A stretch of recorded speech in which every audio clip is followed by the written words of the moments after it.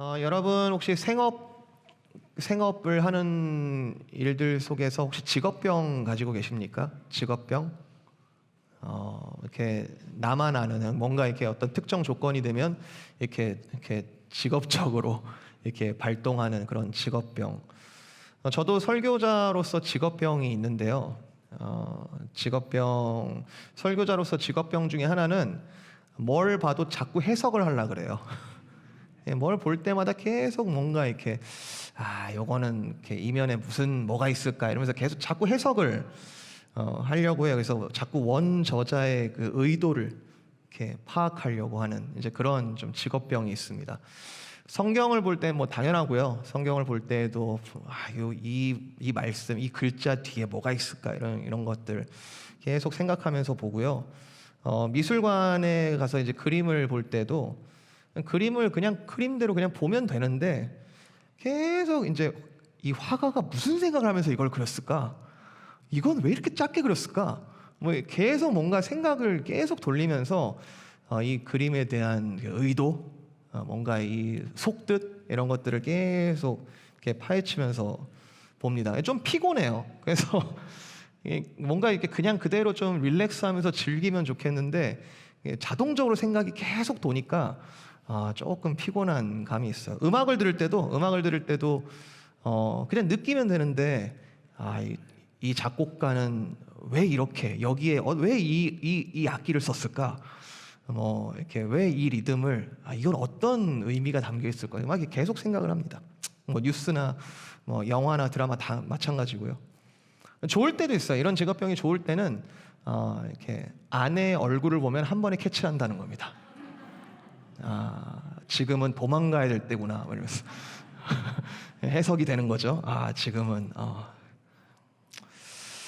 저는 이제 우리가 묵상하는 이제 매일 성경 이 스케줄대로 그래서 매일 성경을 이제 발간하는 그 출판사하고는 아무 관련이 없지만 이제 짜여진 스케줄대로 우리가 이렇게 한 주 한 주 묵상을 하고 있는데요. 앞뒤로 이렇게 연결된 책들이 왜 이렇게 배치를 해놨을까라는 이제 생각이 들 때가 있어요. 그래서 뭔가 의도가 있는 거 아닌가? 왜 이 책 다음에 이 책을 이렇게 배치해놨을까? 뭐 이렇게 이제 궁금증이 들면서 어쩔 때 되게 묘할 때도 있고 그렇게 생각이 들 때가 있습니다. 올해 우리가 어떤 책을 묵상했죠? 올해 우리가 중간에 이제 부활절을 껴서 요한복음을 묵상을 하기는 했습니다만 이제 1월 달에 창세기 1장으로 시작해서 이제 지난주에 이제 창세기 50장까지 거의 반년에 이르는 이 기간 동안 이제 창세기 묵상을 마쳤어요. 제가 이번에 창세기 묵상을 하면서 느낀 건 이겁니다. 와, 하나님이 진짜 크시구나. 하나님이 진짜 크시구나. 하나님이 가나안 땅에도 계시면서 동시에 이집트 땅에도 계시는구나. 그러니까 로컬 갓, 그러니까 지역 신이 아니고 이 하나님은 진짜 말 그대로 온 세상을 이렇게 주무르시는 이제 그런 하나님이구나. 이렇게 세대를 넘기도 하죠. 그러니까 공간만이 아니라 세대를 넘어서도 아브라함의 하나님, 이삭의 하나님, 야곱의 하나님, 요셉의 하나님, 에브라임과 므낫세 그리고 모든 이스라엘 12지파의 하나님. 그러니까 하나님은 어디에 이렇게 딱 이렇게 그 바운더리를 칠 수가 없이 엄청난 거대한 하나님이시구나. 물론 아예 창조로 시작했잖아요. 태초에 하나님이 천지를 창조하시니라 하면서 이제 거대하신 하나님을 이번에 꽤 긴 기간 동안 좀 묵상을 했던 그런 생각이 드는데요. 근데 이게 이제 고린도전서로 이제 갑자기 넘어왔는데 약간 뭔가 이렇게 초점이 안 맞는 느낌이랄까요? 뭔가 이렇게 멀리 있는 걸 보다가 갑자기 가까이 있는 걸 보면 이렇게 초점이 딱 안 맞을 때 있잖아요. 주후 53년, 55년경에 이제 바울이 3차 전도 여행을 하는 중에 에베소에서 고린도 교회를 생각하면서 썼던 아주 특수한 편지인데요. 이 고린도전서. 근데 이 고린도전서의 어떤 관점은 창세기하고 너무 달라서 here and now, here and now. 거대하신 하나님이 here and now, 지금 어떤 하나님이시냐 이거에 이제 확 집중을 하는 그런 느낌이 들더라고요. 그래서 매일 성경을 출판하는 이 출판사가 묵상 스케줄에 일부러 좀 이랬나? 망원경으로 보는 책이 있고, 하나님을 망원경으로 보는 책이 있는 반면 갑자기 이제 현미경을 갖고 오는 거죠. 아주 이 오늘 here and now 이곳의 하나님은 어떤 하나님이신가 이렇게 확 조이는 좀 그런 느낌이 들었습니다. 그래서 두 책이 같은 하나님을 얘기는 하고 있지만 서술하는 관점에 있어서 이게 렌즈가 좀 다르다 이런 생각이 들었어요. 성경은 한마디로 얘기하면, 성경은 어떤 책이냐 한마디로 얘기하면 하나님과 그의 백성들 간의 관계에 대해서 적어놓은 책입니다. 하나님은 어떤 분이신가, 그리고 우리는 어떤 존재인가, 그리고 이 하나님과 우리가 어떤 관계에 있는가, 이거에 대해서 창세기부터 계시록까지 쭉 일관된 주제를 가지고 이야기하는 책이죠. 근데 창세기는 뭐냐면요, 창세기는 매크로한 관점에서 마이크로한 관점으로 내려갑니다. 그러니까 하나님으로부터 시작해요.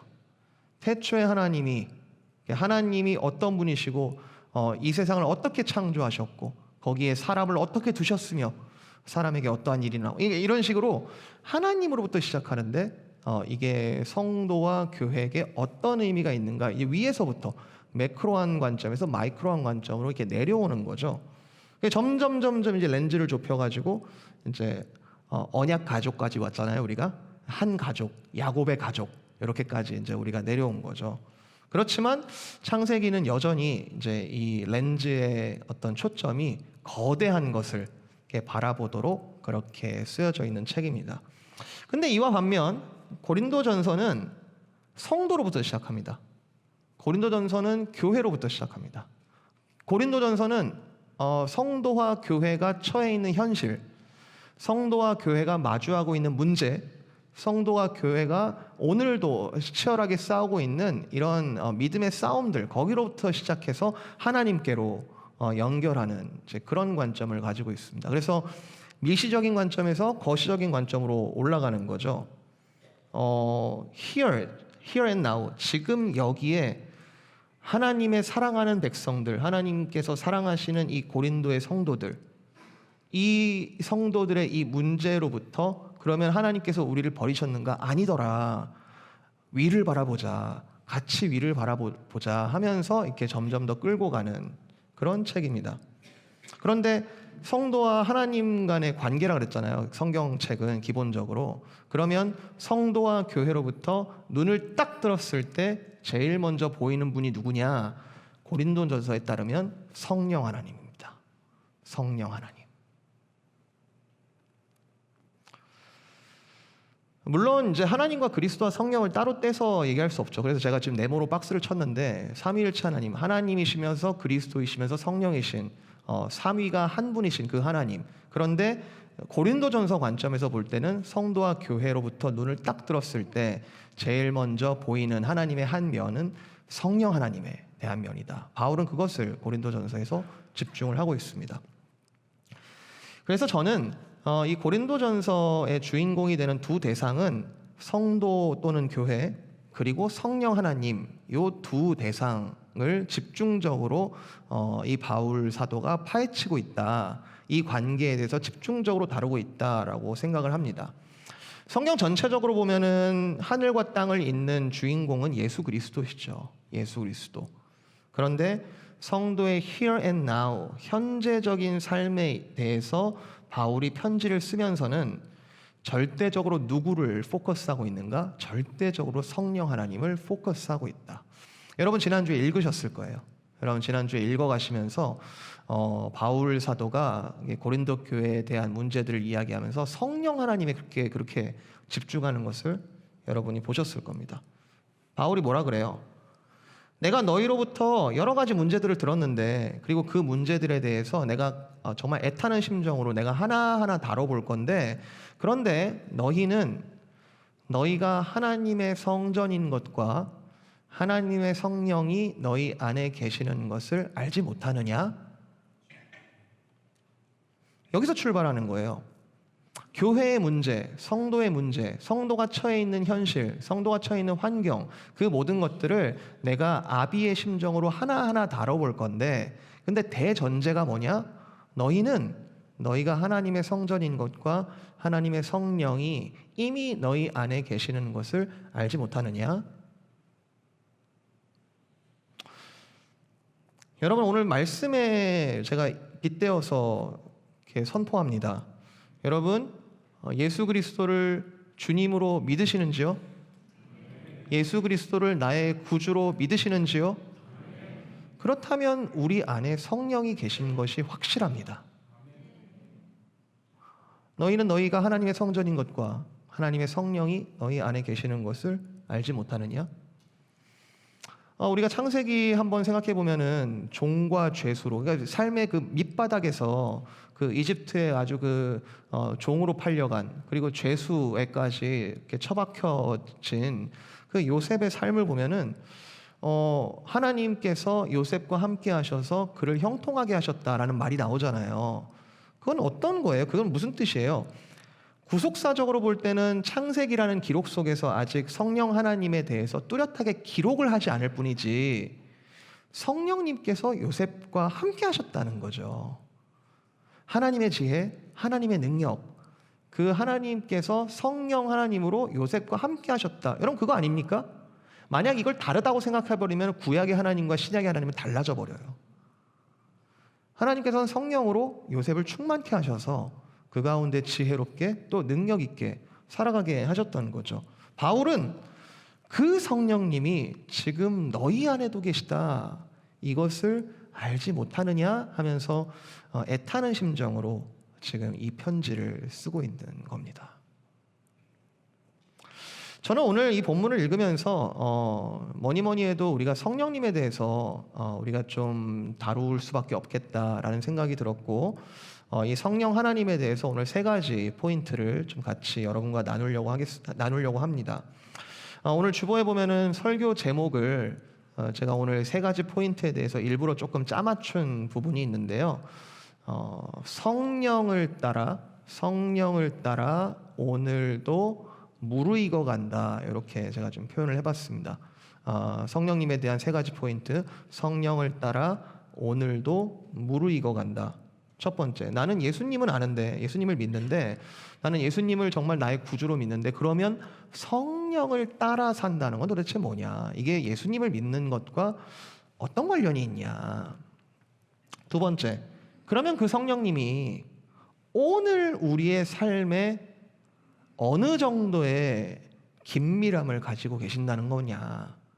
그 성령님이 멀리 계시면 안 되잖아요. 그 성령님이 우리 안에 계신다면 오늘, here and now, 오늘 우리의 삶의 모든 현실 속에서 어떤 일을 하고 계시느냐? 세 번째, 성령께서 우리를 무르익어 가게 하신다.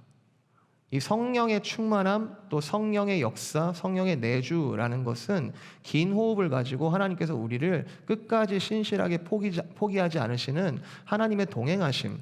그래서 우리의 어떤 지금 성령 충만하냐 안 하냐라는 것을 아주 순간적으로 측정해서 그걸 가지고 우리가 지금 잘하고 있네 못하고 있네 이렇게 얘기할 수 있는 성질의 것이 아니다. 성령의 내주는 내가 지금 성령 계시네 안 계시네 이렇게 판단할 수 있는 것이 아니라 그리스도를 믿는 믿음 안에서 절대로 떠나시지 않는 성령님의 동행하심, 내주하심이다. 네, 이런 세 가지 부분을 한번 좀 나눠보도록 하겠습니다. 하나하나 좀 살펴볼게요. 자, 첫 번째, 성령을 따라 사는 것. 성도는 성령을 따라 사는 것이다. 우리가 제일 먼저 생각해 봐야 할 것은 우리가 믿는 예수님과 그 성령 하나님 사이에 있는 이 갭을 좀 메꾸는 일이 가장 시급하다라고 저는 생각을 합니다. 여러분 좀 과감하게 들리실지 모르겠습니다만 저는 오늘 본문을 읽으면서 바울이 이렇게까지 얘기를 한다라고 저는 믿는데요. 그리스도 중심적인 믿음은 성령 중심적인 믿음과 동일하다. 그리스도 중심적인 믿음은 성령 중심적인 믿음과 동일하다. 그러니까 다른 말로 얘기하면 오직 예수라고 말하는 사람은 동시에 오직 성령이라고 말할 수밖에 없다. 사실 여기서 한 가지가 더 들어가야 되죠. 삼위일체 하나님이시니까. 오직 예수, 성령인 사람은 오직 성령이며 솔리데오 글로리아, 오직 하나님께 영광을 돌리는 사람이다. 이게 이제 성도의 정체성이라는 거죠. 근데 이거를 우리가 오직 예수와 오직 성령이 같다라고 생각하지 않으면 거기에서 오는 큰 컨플릭이 생길 수 있다는 거죠. 여러분, 바울 사도는 이 부분에 대해서 오직 예수와 오직 성령이 똑같은 것이다, 오직 예수와 오직 성령이 동일한 것이다, 이 부분에 대해서는 너무 분명합니다. 2절 보시면 2장 2절, 내가 너희 중에서 예수 그리스도와 그의 십자가에 못 박힌 것 외에는 아무것도 알지 아니하기로 작정하였다. 나는 예수 그리스도와 그 십자가, 그거 외에는 다른 지혜를 구하지 않겠다. 나는 다른 데서 지혜를 구하지 않겠다. 나는 오직 예수 그리스도의 그 십자가 사랑과 그 진리와 그것이 우리를 자유케 함, 나는 거기에만 집중하겠다. 그럼 뭐예요? 오직 예수죠. 오직 예수. 바울은 아주 명백하게 의심할 여지 없이 오직 예수입니다. 그런데 이것이, 이 오직 예수를 믿는 이 믿음이 나를 어떻게 변화시키는가? 4절, 내 말과 내 전도함이 설득력 있는 지혜의 말로 하지 아니하고 다만 성령의 나타나심과 능력으로 산다. 오직 예수, 그런데 나는 다만 오직 성령의 나타나심과 능력으로 산다. 여러분, 이거 어떻게 조화시켜야 돼요? 어떻게 받아들여야 되는 거죠? 지금 바울은 그리스도와 성령 사이에 어떤 밸런스를 잡는 게 아니에요. 그러니까 그리스도에 대한 믿음이 이만큼이면 성령은 이만큼이어야 되고, 그리스도에 대한 믿음이 이만큼이면 성령은 이만큼이어야 되고, 이런 밸런스를 잡는 게 아닙니다. 바울은 이 두 가지 구절 속에서, 그리고 오늘 본문 속에서 뭐라고 얘기하고 있냐면, 나에게 있어서 오직 예수, 그리스도는 최고다. 동시에 나에게 있어서 성령 하나님, 오직 성령, 나에게 있어서 성령도 최고다. 이것은 어떠한 나의 주장이나 어떠한 사상이나 이론이 아니며 나의 here and now를 규정하는 유일한 원리다. 나는 오직 예수 그리고 오직 성령 안에서 산다. 여러분, 성령이 어떤 분이신지 여러분 지금까지 신앙생활을 하면서 많은 얘기를 들으셨을 겁니다. 그리고 성령께서 하시는 일들, 많은 은사들, 많은 어떤 성령의 역사들, 여러분이 신비한 것들도 보셨을 수도 있고 여러 가지 많이 보셨을 수 있습니다. 그런데 성경적으로 볼 때 성령은 전적으로 그리스도 안에서만 발견됩니다. 전적으로 오직 예수를 말하는 사람에게만 오직 성령이라고 말할 수 있습니다. 동시에 오직 성령이라 말하는 사람은 필연적으로 오직 예수를 고백할 수밖에 없다는 거죠. 사도행전 8장에 보면은 베드로를 포함해서 요한, 그리고 여러 사도들이 이제 전도 여행을 다니던 중에 사마리아에 도착해서 약간의 이제 해프닝이 일어납니다. 시몬이라고 이름을 가진 이제 마술사가 있었는데, 그 마술사가 이 사도들의 사도들이 걸어가는 그곳에서 일어나는 일들을 보니까 장난이 아닌 거거든요. 대단하거든요. 대단한 능력들이 막 일어나는 거거든요. 그래가지고 이 시몬이라는 마술사가 돈을 준비해서 돈을 가지고 사도들한테 내어주면서 제가 돈을 드리면 혹시 성령만 좀 받을 수 있나요? 베드로가 이르되 네가 하나님의 선물을 돈 주고 살 줄로 생각하였으니 네 은과 네가 함께 망할지어다. 성령은 그런 게 아니다. 성령은 돈만 주면은 따로 이렇게 받을 수 있는 그런 게 아니고, 성령은 오직 그리스도 안에서만 발견되는 건데 네가 지금 오해하였으니 네가 네 은과 함께 망할지어다. 그 시몬이라는 마술사가 좀 모르고 그럴 수 있어요. 알았으면은 그렇게 했을까요? 모르고 그냥 어느 날 이렇게 사도들이 하는 능력들을 보니까 진짜 누가 봐도 대단해 보이니까 이 능력을 좀 받을 수 있지 않을까 하면서 돈을 주면 어떻게 받을 수 있을까 잘 몰라서 그랬을 수 있어요. 아직 좋은 소식을 듣지 못해서 그리스도에 대해서 들은 바가 없어서 능력만 보고 돈을 갖고 와서 그런 오해를 했을 수도 있어요. 그런데 성도는 그러면 안 되잖아요. 성도는 그러면 안 되잖아요. 성도는 어떤 사람입니까? 그리스도를 구주로 고백함으로써 값없이 성령의 선물을 받은 사람들, 성도는 그러면 안 되잖아요. 이미 그리스도를 알고 이제 주님으로 믿은 성도들, 사도 바울은 오직 예수와 오직 성령의 이 연관성에 대해서 조금의 타협도 없습니다. 14절, 육에 속한 사람은 하나님의 성령의 일들을 받지 아니하나니 이는 그것들이 그에게는 어리석게 보임이요 또 그는 그것들을 알 수도 없나니 그러한 일은 영적으로 분별되기 때문에 그렇다. 16절, 그러나 우리는 그리스도의 마음을 가진 자가 아니냐. 여기서 그리스도의 마음이 뭡니까? 여기서의 그리스도의 마음이 뭡니까? 성령 하나님, 오직 예수, 오직 성령. 우리는 그리스도의 마음을 받지 않았냐. 여러분, 어떤 성도가 정말 예수님을 구주로 믿고 있는지는 말로 증명하는 게 아닙니다. 말로 내가 믿고 있어, 나더러 주여 주여 하는 자마다 천국에 들어갈 것이 아니다. 그 성도가 정말로 그리스도와 연합되어 있는지는 그 성도님의 교적부라든지 또는 직분 경력, 그동안 제자원을 뭘 들었는지, 그리고 신앙생활을 몇 년 했는지, 이런 것들이 그분이 예수 그리스도를 믿는 것에 대한 부분적인 증거가 될 수는 있지만 그게 본질은 아닙니다. 본질은 그 성도에게 성령이 있는가, 그 성도에게 성령님이 역사하는가, 그 성도가 오직 예수만큼 오직 성령으로 살고 있는가, 그것으로 드러나는 거죠.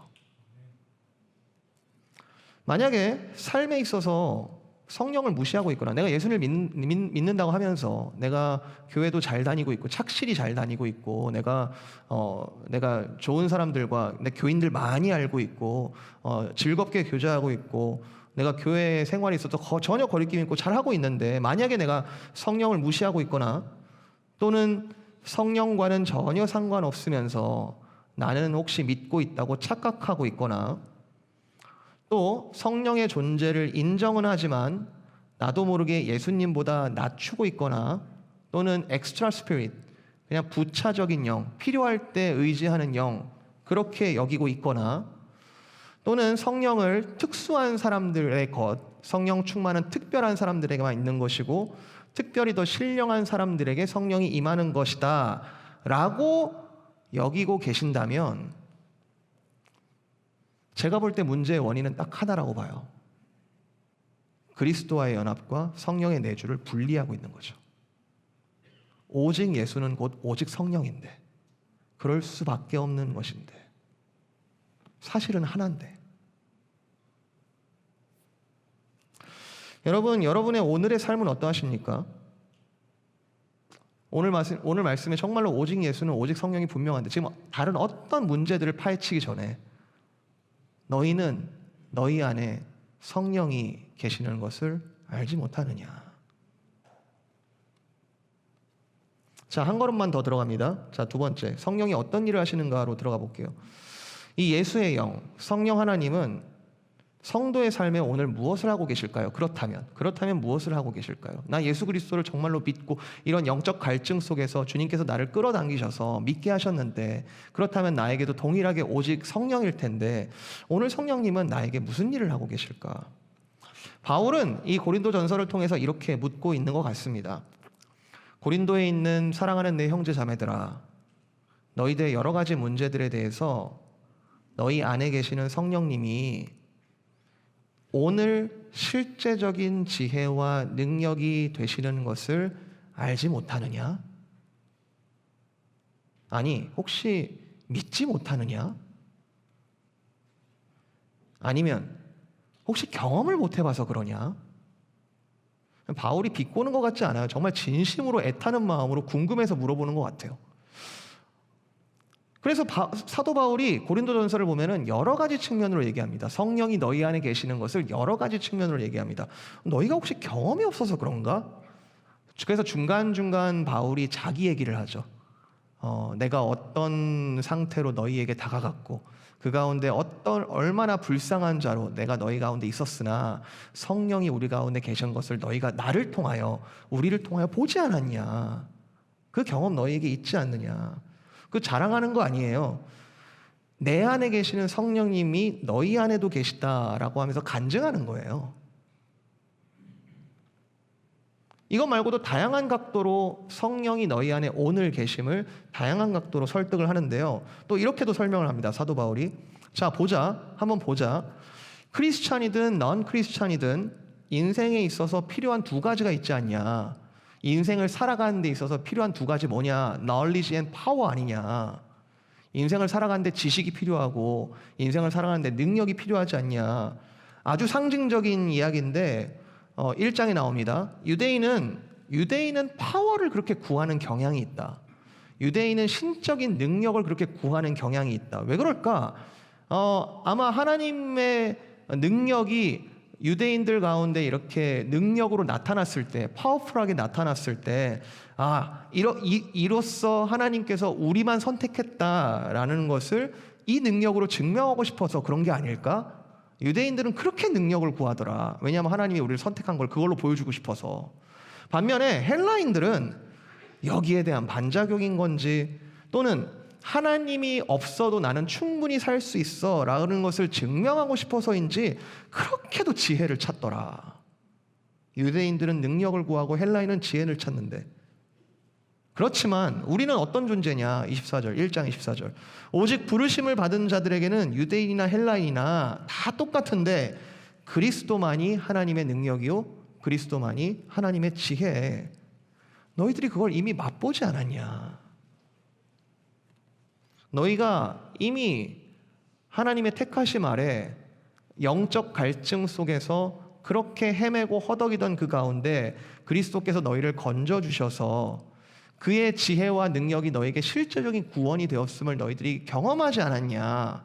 그렇다면 오늘도 성령 하나님께서 그리스도를 믿는 믿음 안에 역사하지 않겠냐?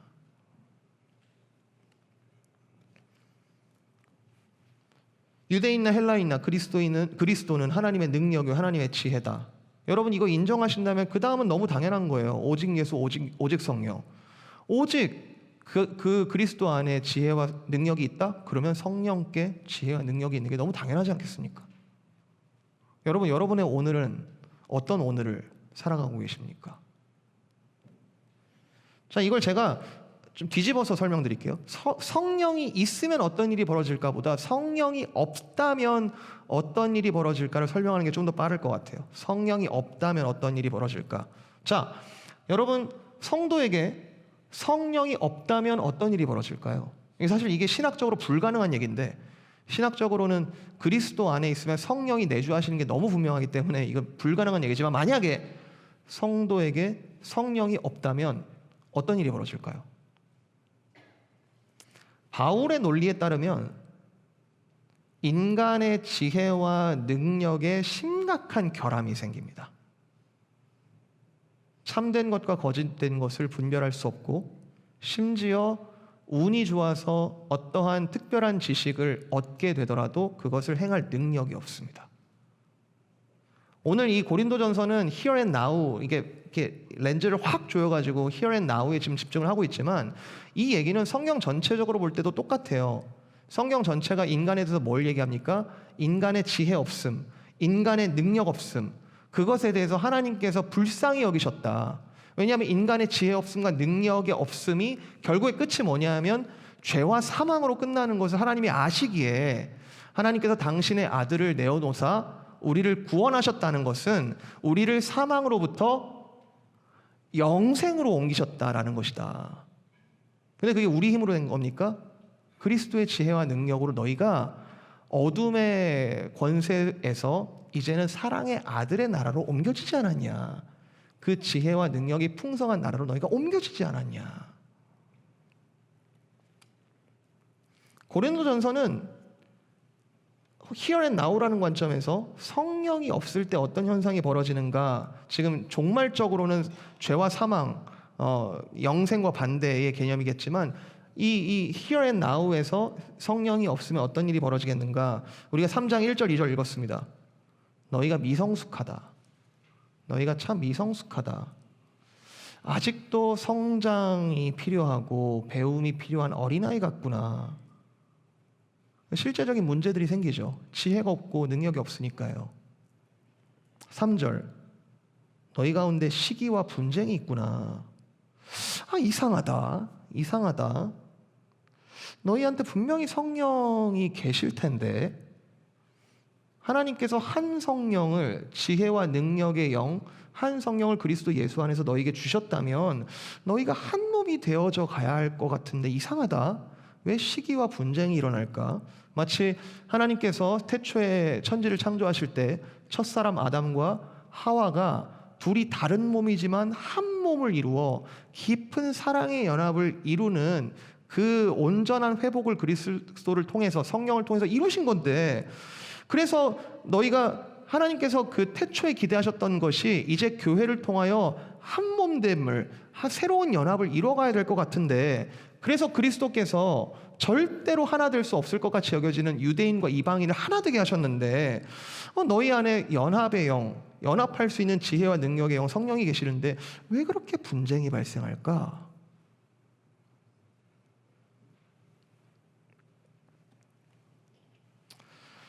여러분, 세상이 생각보다 많이 분열되어 있습니다. 세상이 생각보다 많이 찢어져 있습니다. 가끔씩 집 밖에 나가기가 무서울 정도로 세상이 분열되어 있다라는 것을 온몸으로 느낍니다. 근데 그게 어떻게 보면 당연하다라는 생각이 들어요. 성경적으로 추적해 보면은 바벨탑 사건이 모든 사람들을 흩으신 거죠. 생각과 언어가 달라 소통이 불가능하게 한, 세상 전체를 흩으신 그 모습이 이 지금 현대에도 여러 가지 양상으로 드러나고 있다라고 관찰됩니다. 포스트 모더니즘은 각자가 가지고 있는 생각과 그 믿음을 그대로 인정하면서 용인하면서 각자가 평안하게 살자라고 하는 사상이죠. 근데 한편으로 제가 이해가 되는 것은 역사적으로 하나 되는 일이 너무너무 어렵고 너무너무 스트레스를 받는 일이다 보니까 그에 대한 반작용으로 우리 이제는 일치하는 것을 아예 포기해버리자. 그냥 우리끼리 좀 각자가 좀 편하게 살자. 라는 사상적 흐름이 아닌가라는 생각이 듭니다. 1차 대전, 2차 대전, 전쟁, 그 참혹한 전쟁에 수백만 명이 이 지구상에 목숨을 잃는 가운데 어떻게든 일치해 보겠다고 이기적으로 어떤 많은 이렇게 광기 어린 리더들이 나타나서 나한테 맞추라고, 나한테 연합하라고, 네 생각 상관없다고, 나한테 맞추. 그 연합이 아니죠. 연합이 아니라 이렇게 복종인데 힘을 휘둘러대던 그 악인들의 선동에 지쳐서 이제 현대인들은 뭐 그렇게 힘들게 일치하려고 하냐. 그냥 좀 조금 분열되더라도 그렇게 불편하지 않으면 그냥 좀 이렇게 평화롭게 살면 안 되겠냐. 이게 사실은 진짜 평화가 아닐까?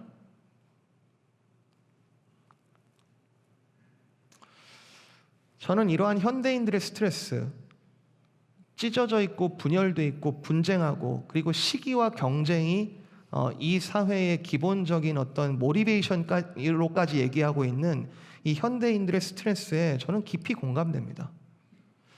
교회 밖에 그런 찢어지고 분열되는 일들이 더 강하다고 해서 여러분 돌 던질 거 아니에요. 돌 던질 게 아니라 사실은 인간의 본성이 그러한 거죠. 성령이 없을 때, 지혜와 능력이 없을 때 인간은 필연적으로 찢어지게 되어 있죠. 하나 되기가 어렵죠. 여러분, 이걸 예수님께서 모르시겠습니까? 예수님께서 이 분열과 분쟁에 대한 아픔을 모르시겠습니까? 그래서 자기 자신을 내어주셔서 잃어버리고 찢겨져 버린 그 하나님의 나라를 다시 에덴을 향하여, 다시 그 사랑의 연합을 성령을 통하여 시작하시면서 이루신 그 하나님의 나라가 지금 우리의 이 하나님의 나라 아닙니까? 그리고 그 그림자가 교회 아니에요? 우리를 따로따로 흩어놓으신 것, 그것이 최종적인 행복이 아님을 아시기에 그리스도를 머리로 삼아 가장 선하시고 능력이 많으시고 지혜가 많으신 그 그리스도를 통치자로 삼아 그에게 하나하나 연결되는 것, 그것이 진짜 행복이요 진짜 연합이요 진짜 지혜요 능력이 되는 것을 우리에게 경험케 하신 것, 그게 교회 아닙니까? 성도의 연합이라는 것은 다시 과도한 스트레스로 들어가는 게 아니에요. 만약에 교회가 타락한 본성을 그대로 가진 사람들이 우글우글하다면 사실 교회만큼 피곤한 곳이 없거든요. 뭐하러 이렇게 하나 되려고 애를 쓰는 거예요. 그냥 각자 그냥 하고 싶은 대로 살면 되지. 근데 교회 안에 타락한 본성을 가진 그 성도, 교인들이 모여가지고 서로 분쟁하고 싸우고 있다면 그것만큼 피곤한 곳이 없지만 하나님께서는 그 피곤한 교회를 아직까지도 포기하지 않으셨습니다. 너희는 너희가 하나님의 성전인 것과 하나님의 성령이 너희 안에 계시는 것을 알지 못하느냐?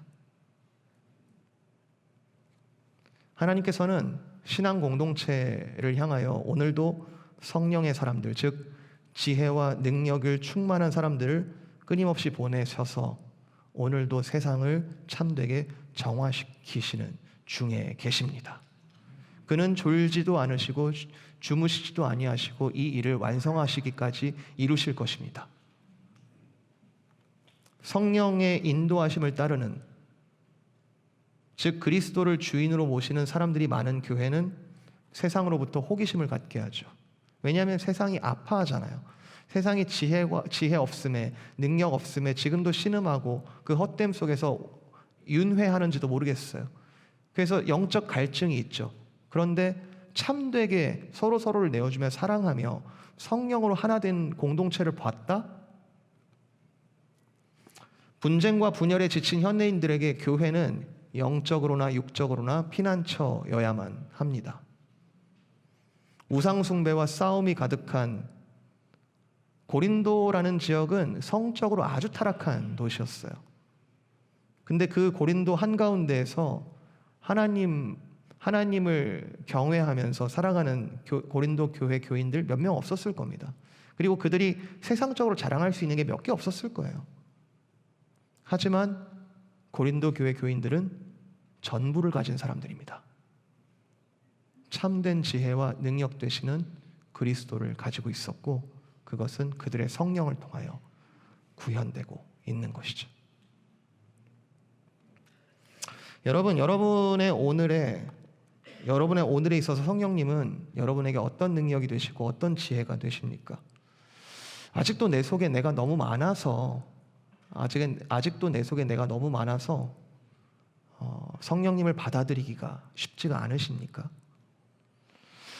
우리가 직전에 창세기를 읽어서 그런지 계속해서 잔상이 남아있는 야곱이 자꾸 떠오르더라고요. 고린도전서를 읽는 가운데 야곱이 계속해서 떠오르는 거예요. 뭔가 내 힘으로, 내 지혜로, 내 능력으로 살아보겠다 아등바등 씨름을 했던 그 야곱의 인생을 하나님께서 포기하지 않으시고 그에게 결국 오직 하나님을, 그리고 그 안에 있는 성령을 쫓아 항복하게 하시고 참 자유와 그리고 마음껏 축복하는 그 인생으로 바꾸시는 그 야곱의 이야기를 보면서 오늘 우리에게도 절대적으로 성령님이 필요하고 우리는 성령님이 아니고서는 사실은 어떤 지혜와 능력도 가능하지 않구나 라고 하는 것을 발견하게 됩니다.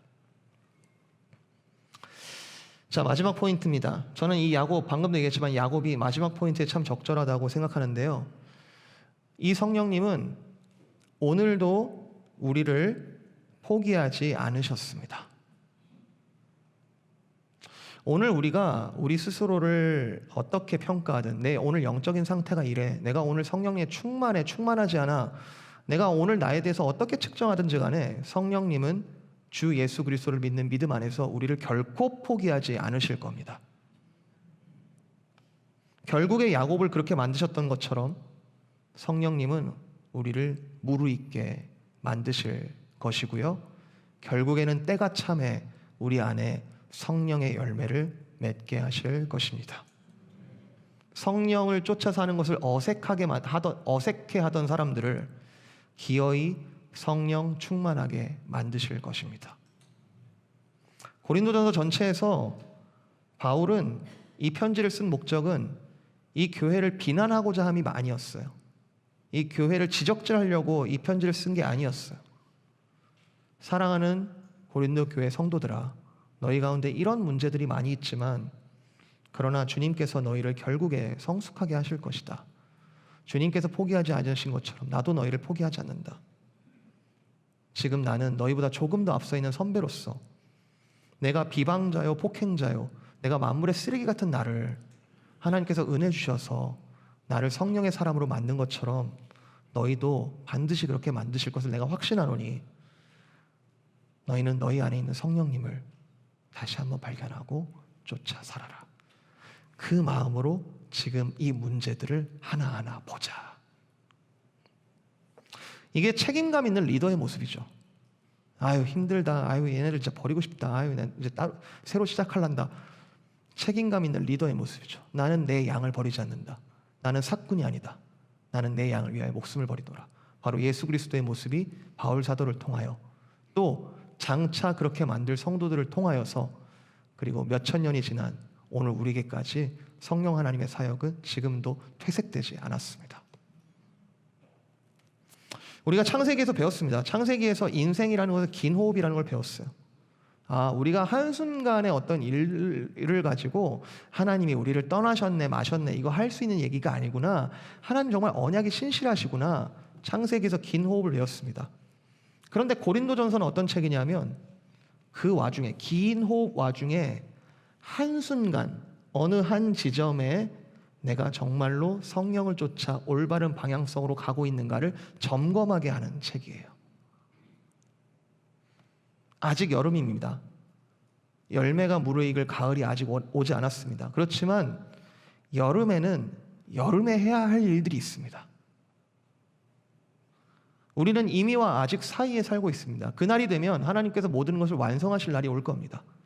근데 이미와 아직 사이에 살고 있다는 뜻은 이도 저도 아니다라는 뜻이 아니라 이로부터 저로 나아가고 있는 시기라는 거죠.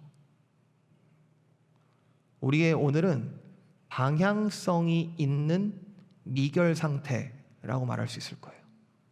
아직 완성되지 않은 미생과 같은 인생을 살아가고 있지만 그러나 방향성이 있는 미결 상태다. 교회는 일시적으로 크고 작은 분쟁들을 겪을 수도 있을 겁니다. 저도 이 필라델피아에 꽤 오랜 시간 머물면서 이곳에 있는 교회들이 얼마나 큰 부침들을 겪고 많은 분쟁과 많은 어려움들을 겪었던 것들을 저도 눈으로 보고 마음 아파하고 있습니다. 그러나 바른 믿음과 그에게서 오직 예수, 오직 성령, 확실한 그 방향성 안에서 하나님께서는 오늘도 교회를 포기하지 않으시고 오늘도 믿음의 사람들을 일으켜 성숙하게 만들어 가실 것입니다. 우리의 수고 헛되지 않습니다. 오늘 우리의 땀 흘림 헛되지 않습니다. 우리의 수고는 장차 열매로 알게 될 것입니다.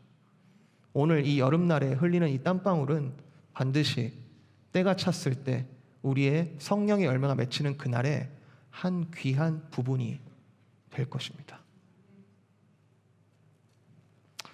오늘 말씀을 마치면서 오늘 1장의 한 부분을 읽으면서 말씀을 마치려고 하는데요. 제가 이번에 고린도전서를 새롭게 읽기 시작하면서 좀 놀랐습니다. 저도 고린도전서 오래 읽어봤기 때문에 그 개별적인 문제들에 대해서 바울이 어떤 솔루션을 주고 있는가 이런 것들 마치 Q&A 같은 FAQ 같은 이런 이제 제가 편지로 계속해서 읽어왔는데 바울이 이런 마음으로 편지를 썼겠구나. 바울이 아직도 이 성령에 충만하지 않은 것 같아서 오늘도 뻘짓하고 있는 것 같은 이 고린도 교회를 이런 마음으로 보고 있었구나 라고 하는 것을 1장에서 찾을 수 있었어요. 바울이 고린도 교회를 이런 마음으로 보고 있다면 사실 우리 주님께서 오늘 우리를 이런 마음으로 보고 계실 것이고 또한 이런 마음을 품은 자, 그리스도의 마음을 품은 자는 서로를 그런 마음으로 보겠구나. 야, 너 틀렸어. 너 그렇게 살면 안 돼. 너 성령 충만하지 않아. 너 이거 문제야. 문제를 드러내는 것이 끝나는 게 아니죠. 같이 아파하며 같이 성령으로 하나 되어가는 그 마음으로 서로 교회를 그리고 우리 자신의 인생을 바라보겠구나. 제가 읽습니다. 1장 4절부터 9절 제가 읽어볼게요. 그리스도 예수 안에서 너희에게 주신 하나님의 은혜로 말미암아 내가 너희를 위하여 항상 하나님께 감사하노니 이는 너희가 그 안에서 모든 일 곧 모든 언변과 모든 지식의 풍족함으로 그리스도의 증거가 너희 중에 견고하게 되어 너희가 모든 은사의 부족함이 없이 우리 주 예수 그리스도의 나타나심을 기다림이라. 주께서 너희를 우리 주 예수 그리스도의 날에 책망할 것이 없는 자로 끝까지 견고하게 하시리라. 너희를 불러 그의 아들 예수 그리스도 우리 주와 더불어 교제하게 하시는 하나님은 미쁘시도다. faithful, 미쁘시도다. 문제가 왜 없어요? 고린도 교회가 얼마나 연약하고 아직도 밥을 씹지를 못해가지고 젖이나 먹어야 되는 이런 문제 많은 이 교회. 그런데 하나님께서는 그리스도의 그 지혜와 능력을 성령을 통하여 오늘도 부어주시고 우리를 포기하지 않으시고 결국 무르익게 하실 것이다. 여러분, 바라기는 이번 한 달간 묵상할 겁니다. 이 6월 한 달 동안 이 고린도전서 이제 하나하나 차근차근 묵상할 텐데 이제 본격적으로 구체적인 문제들이 이제 나올 거예요. 고린도 교회뿐만 아니라 우리도 우리 인생 가운데 문제가 많죠. 우리 인생에도 사사건건 여러 가지 문제들이 있을 겁니다. 그렇지만 제1 원칙, 우리는 성령을 따라 오늘도 무르익어가는 중에 있다. 이 믿음 안에서 그리스도와의 연합, 성령 안에서의 내주, 그리고 하나님 아버지에 대한 영광을 돌리는 것, 이 모든 믿음의 걸음 오늘 다시 한번 다짐하며 걷는 우리 성도들 되시기를 주님의 이름으로 축복을 드립니다.